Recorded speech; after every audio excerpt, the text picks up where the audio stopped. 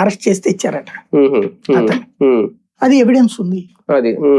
ఆ తర్వాత ఈ పోలీస్ స్టేషన్ తీసుకొచ్చినట్టు వీళ్ళ సీసీ ఫుటేజ్లు ఉంటాయి. ఇప్పుడు ఏమైనా మార్చినా కానీ కుదరదు కదా, ఈ మధ్యన కోర్టులు అడిగి ఉన్నాయి కాబట్టి, ఏదో వీళ్ళు ఏమైనా సేకరించి ఉండొచ్చు.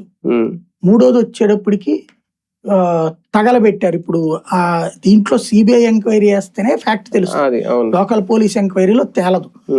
లేదా పై అధికారులు తప్పించుకోవడానికి వాళ్లే ఎవిడెన్స్ కలెక్ట్ చేసేసి సిఐఈను పోలీసుల మీద చేసేసి తప్పించుకోవాలి, లేదా ఎవిడెన్స్ ఇచ్చి. లేదు అంటే గనక ఇవాళ ఒకవేళ వీళ్ళు హషప్ చేసిన ఇది సిబిఐ ఎంక్వైరీకి రేపు పొద్దున్న నెక్స్ట్ వచ్చే గవర్నమెంట్ అయినా చేస్తుంది. చేసినప్పుడు వీళ్ళు ఎవ్వరిని వదిలిపెట్టరు. వీళ్ళు తప్పించుకోవాలనుకుంటే తెలివైన వాళ్ళు అయితే గనక ఆ ఎవిడెన్స్ ఇచ్చి ఇప్పుడు ఎంతవరకు మాకు సంబంధం లేదు, మా ఉన్నతాధికారులకు చెప్పలేదు ఇతను చేశాడని తప్పించుకోవాలి.